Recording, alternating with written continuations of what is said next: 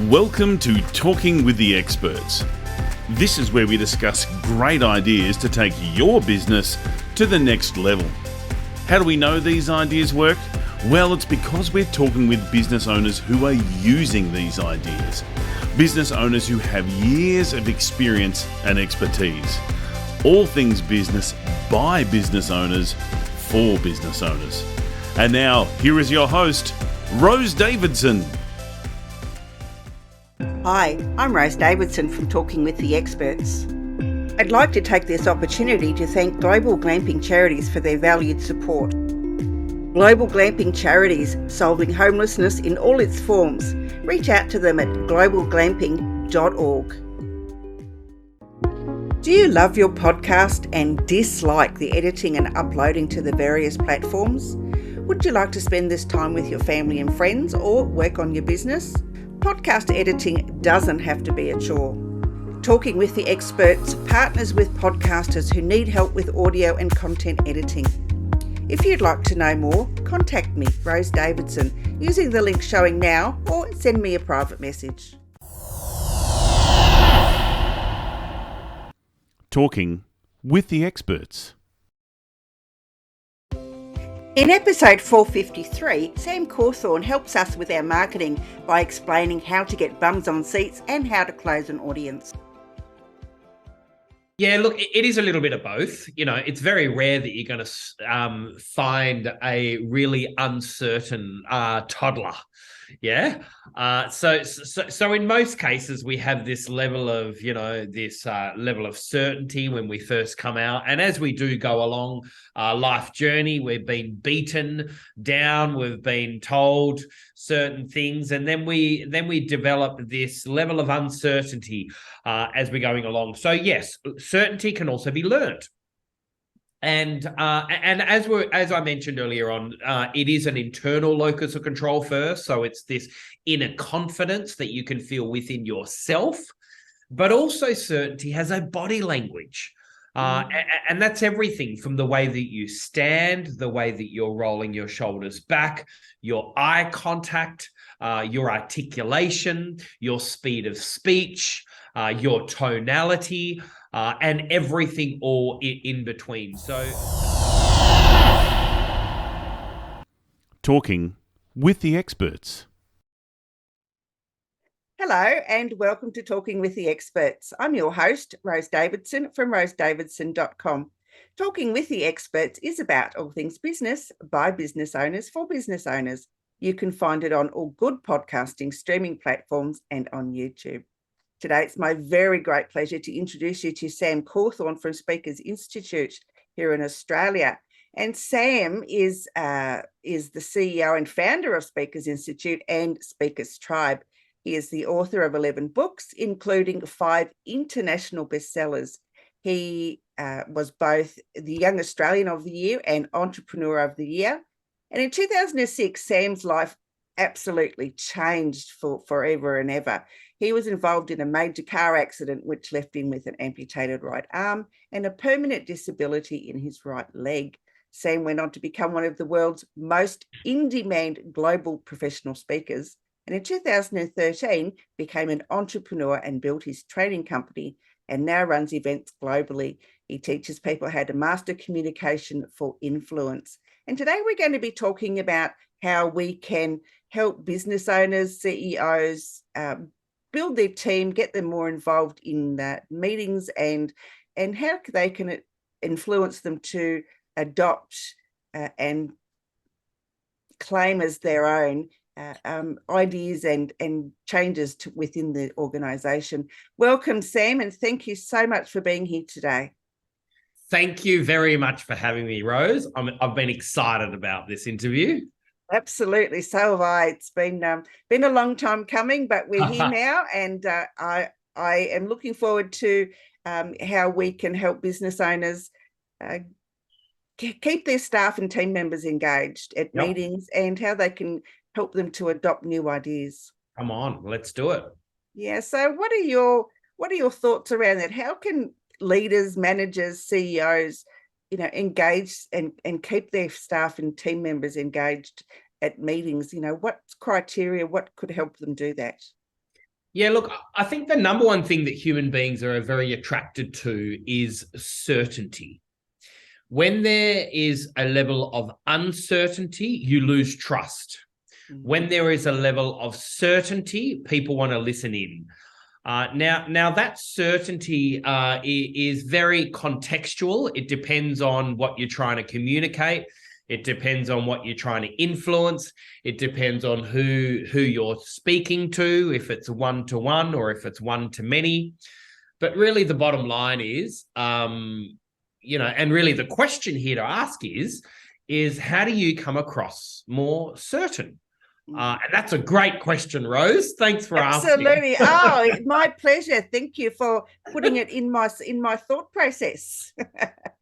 Yeah, look, certainty, I think, is first and foremost an internal locus of control. And what we mean by that is are you certain within? And certain of yourself, certain of your, to a certain extent, your product, your services, an idea, your story, and even the certainty of where you want to lead this conversation towards.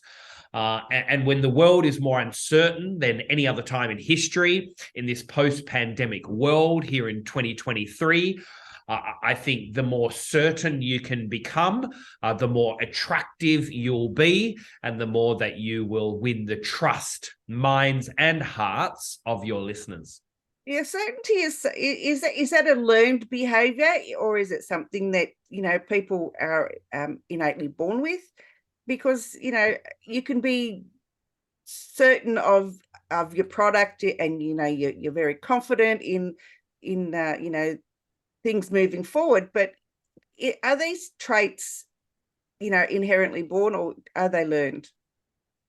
Yeah, look, it is a little bit of both. It's very rare that you're going to find a really uncertain toddler. Yeah. So in most cases, we have this level of, this level of certainty when we first come out. And as we do go along our life journey, we've been beaten down, we've been told certain things, and then we develop this level of uncertainty as we're going along. So yes, certainty can also be learned.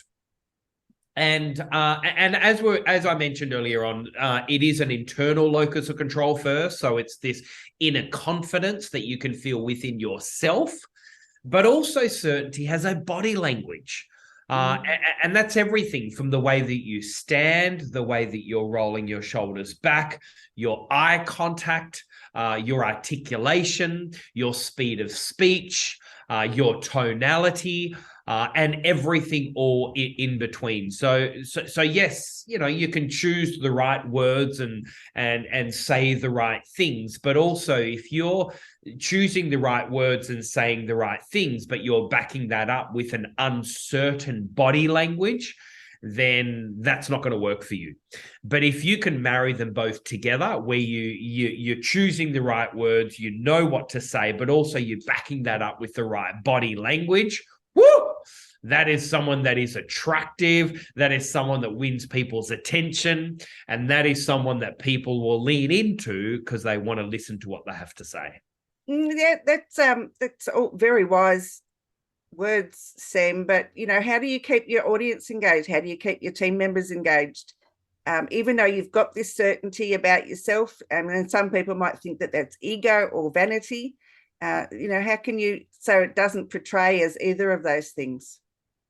Yeah, how do you keep your listeners engaged? Oh, that's a great question. So if you look at these two parts of what I mentioned earlier on, the first one is the content, what we say. The other is the method, how we say it, body language, non-verbals, etc. So let's first of all look at the content, what we say. So what we teach within our organization, and this literally took me 20 years to learn, is there is a certain formula. And don't we all love formulas, yeah? And so the first element of that formula in the content, what we say, is you must address the listener's problem straight up. And what we mean by problem is, what are they feeling right now? What are their fears, their frustrations? What is that thing that really annoys them, or that agitates them a little bit? And if you can meet them where they're at, if you can certainly understand their pain point and their problem, then they will gift you their attention. Yeah. So obviously, first and foremost, you address their problem, then you can then share your idea or the solution to their problem. Then you give them evidence to back it up from a logical point of view. And then the next element, which a lot of people miss, is the metaphor, which is basically a story. We as human beings, we're hardwired through narrative. We love going to the movies. We love reading great novels. And so I believe some of the greatest of influencers in the world, or the people that are winning our attention today, are those people that have learned how to share a powerful story. And when you learn how to craft like a 30-second story or a 1-minute story, a 3-minute story, a 7-minute story, you can win our attention. You can take us through an emotional journey, and ultimately you can influence us as well. And then the last area of that is then the call to action. Give us something tangible that we can take action on today. So that's all obviously underneath the content side of things. Again, problem, idea, evidence, metaphor, call to action. Great formula. It's a game changer. The other area obviously is your method, how you say it. And this is exactly what I was mentioning earlier on. And so this is your visual appearance. This is everything from how you stand, where your gestures are, all the way through to your facial expressions, how often you're blinking, your speed of speech, your tonality. But if you marry both of those elements together, your content, what you say, and the method, how you say it, and you bring that together, that is a total winning formula to keep people's attention. Okay, so and I know that that is a learned behavior. I know I've been trying to craft that for a long time, and it's not an easy journey, especially if you're a little bit of an introvert and you think, you've got that imposter syndrome sitting in the back of your head. And so being a leader, you need to be able to engage your audience, to be able to keep them not entertained, but on board with your idea and if you're trying to bring about change with your business. Yeah, look, absolutely. And there are a lot of people out there that do feel a little imposter syndrome, or do feel incompetent inside, or worried about what people might think of you. And I totally get that. It's a human fear in a way, that fear of not feeling good enough, that fear of not feeling loved, that fear of not having a sense of belonging. They're the three human fears, isn't it? The fear of not being good enough, fear of not being loved, fear of not belonging. However, how I see it, I want you to imagine a fulcrum and lever. And on one side, you have that fear of not being good enough, or imposter, introvert, blah, blah, blah, etc. But then the other side, you have that feeling of making a positive difference to humanity. And for me, it's one that trumps the other. It's as simple as that. Like one of my latest books, Rose, is called People Follow People. And basically, it's all about the profile. Wonderful. Thank you. And basically, it's all about the profile economy, how we no longer trust brands, companies, logos, organizations, governments, media. We're now trusting individuals, human beings. Elon Musk has 400 times more followers than Tesla and SpaceX combined. People follow people. And so what we mean by this whole fulcrum and lever, on one side, you have this icky feeling of not feeling good enough or worthy or imposter or an introvert. But on the other side, you have this feeling of making a difference. And it's one that's going to trump the other. And so for me, I've learned how to shift my focus. So my focus here has to come from a place of, I have to make a difference. I have to make a positive contribution to humanity. And the bottom line is, this is crazy, right? The bottom line is, we all feel not good enough. Every single person feels a little bit of imposter. We all feel a little, I'm not good enough. We all feel a little, I'm not sure if I'm good enough or I'm worthy, etc. Everyone feels that. Everyone. And I've been on stage now for 20 years. Just last year I spoke to 2 audiences of over 100,000 people in the audience. And so yes, I even though I've written 11 books and got all these accolades, etc., I still sometimes don't feel good enough. But for me, it's what we focus on. So I purely focus on the difference I want to make to humanity, rather than focusing on, am I good enough? Am I worthy? Am I imposter? I'm an introvert. So for me, it's what we focus on. So for me, I constantly focus on, I'm good. I have to make a difference. I have to contribute. I have to do this. And so for me, even though I still have this inkling, this feeling of I'm not good enough, I allow the feeling of making a difference to humanity trump the feeling of not being good enough. I just want to sort of change the direction slightly. So when you're setting up a meeting with your staff, your team, whatever, what is the best sort of format? Is it just someone standing up at the front with talking away, have a PowerPoint presentation, or just sit down and be amongst the tribe, as it were, so don't so you're not looking down on them? What would be the best formula to get more engagement out of a team meeting, for instance? Yeah, look, good question. But bottom line is there's a lot of context to that. Yeah. So is the team meeting online? Is it in person? Is the team meeting 40 plus people, or is it more 4 people in the audience? Is the team meeting go for 10 minutes, or does it go for 90 minutes? Yeah.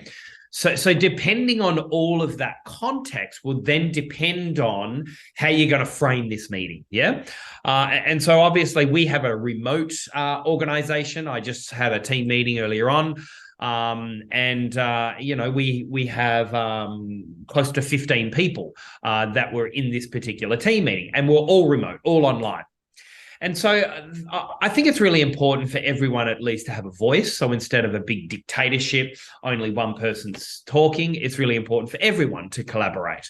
But it also does depend. Again, it does depend on how much time we have, does depend on, how many people in the room, does depend on the context of the one intention for the meeting and the like. And so I think one of the biggest things that have really helped me be a better leader is going to be vulnerability.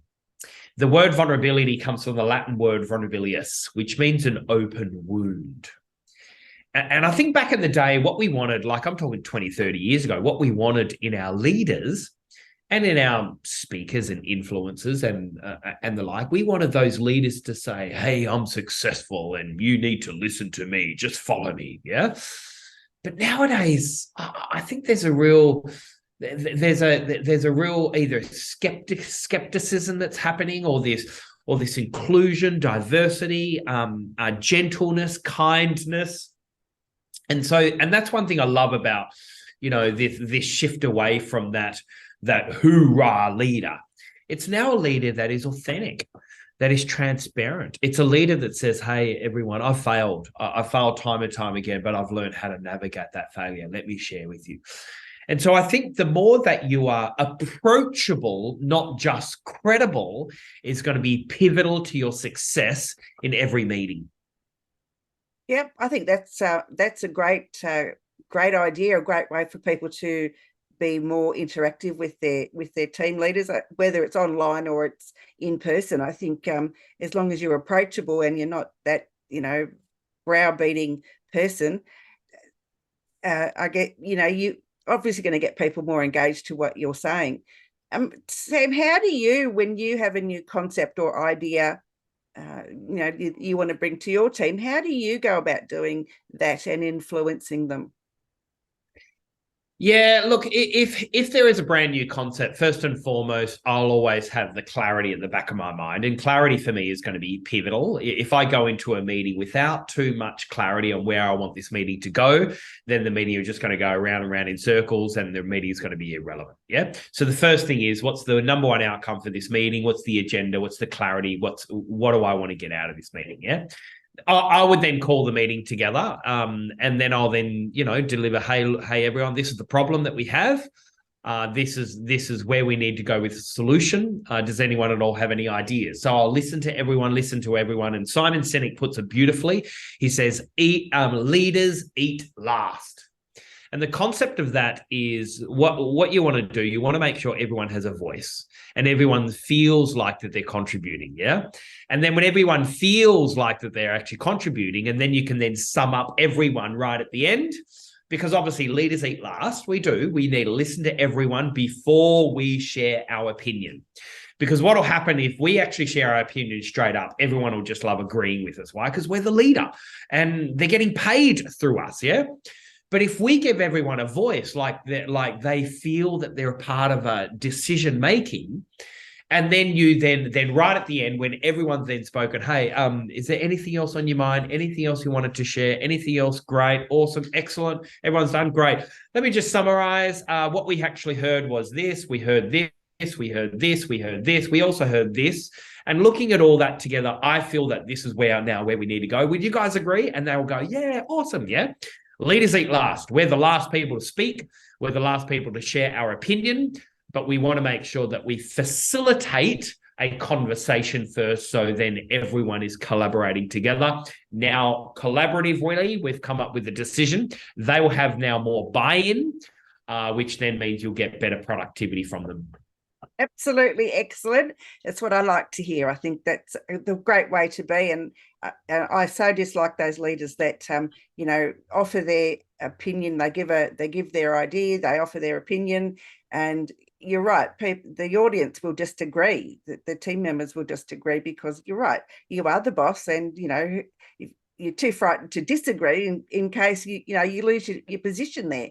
So yeah, I think the way that you've described that is absolutely excellent.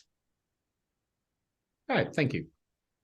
And so, Sam, I guess I want to talk a little bit about Speakers Institute, because I love the concept of Speakers Tribe and how Speakers Institute works. How can people be involved with either of the organisations? Yeah, great. Look, when it does come to any level of communication and really upgrading the way that you win people's attention, one thing we found is that you can listen, you can watch, you can observe, you can even do the theory. But the bottom line is, if you really, really want to fast track a breakthrough in you speaking confidently in front of people, you need quality feedback. And so all of our programs are designed for you to spend more time on stage than what we do. You spend more time speaking than what we do. And what we then do, we watch you, we give you feedback, and then you go and work on that feedback. And then you do it again. You speak in front of us, we watch you, we give you feedback, then you go and work on that. Then again, you come back, you implement that feedback, you speak again, we watch you, we give you feedback, then you do it again.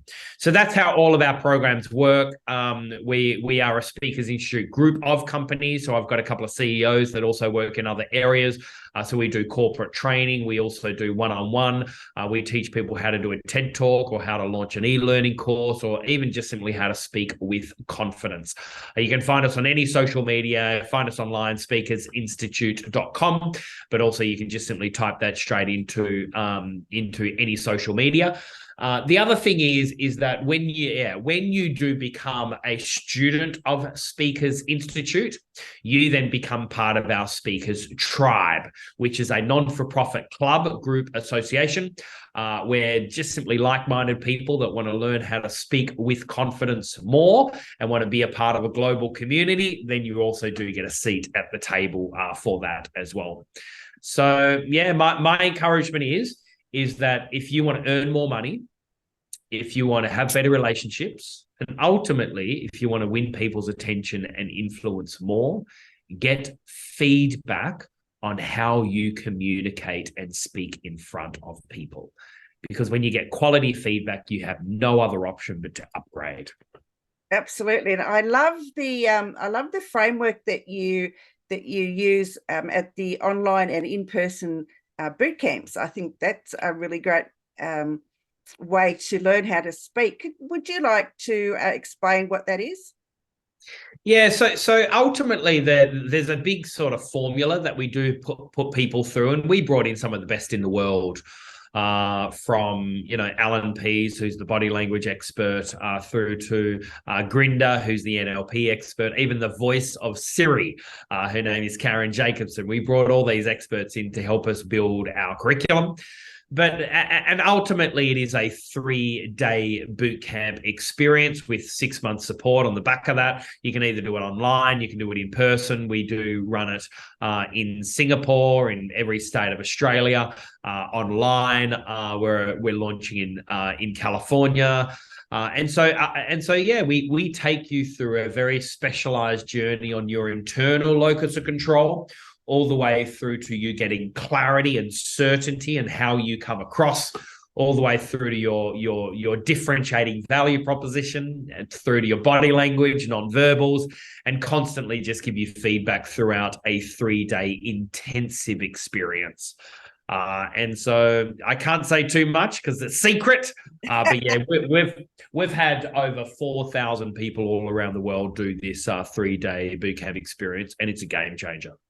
Absolutely is. I've done it twice, and honestly, I think it's really helped me in the way that I communicate with my guests, and with my family, with my friends. I think it's brought me more confidence in the way that I present myself to the world, and I love that. I think that's wonderful. Sam, any more books in the pipeline? Yeah, good question. Look, I'm currently working on a concept at the moment, which is all specifically around, again, the profile economy, how people follow people. And so what we're looking at is more of a marketing book, and yeah, just exploring a few options at the moment. I can't say too much. But yeah, I think if I may, I would encourage everyone out there, get a book out. It's your legacy piece, and it's not about being a best-selling author or anything at all like that, but it's actually about leaving a legacy. And I believe everyone has a book inside of them. And the saddest thing is that some of the greatest of ideas and stories have never been told. They're in the graveyard. And so the moment that you actually have a physical book, or you actually have some literature out there, is the moment that your opinion, your stories can live forever. And so, yeah, the onus now is on you to share your experiences, your story, your ideas. And it's not that hard getting a book out. And, we can help you. But yeah, I would strongly encourage everyone to look at getting a book out. It's a game changer. It absolutely is. I know we all have a book inside of us. I know I've got one inside of me, and I keep putting it off and putting it off, but it's now time to get it out there and yes, and share whatever it is that I want to share. Yes. Yes. Sam, it's been an absolute pleasure. Thank you so much for joining me today, and I really look forward to catching up with you for a coffee very soon. Yes, that'll be lovely. Thanks again for having me, Rose. You've been listening to Talking with the Experts, hosted by Rose Davidson. Make sure you have a look at our back catalogue over at talkingwiththeexperts.com. And be sure to subscribe to our podcast so you don't miss out on any episode. We look forward to your company next time.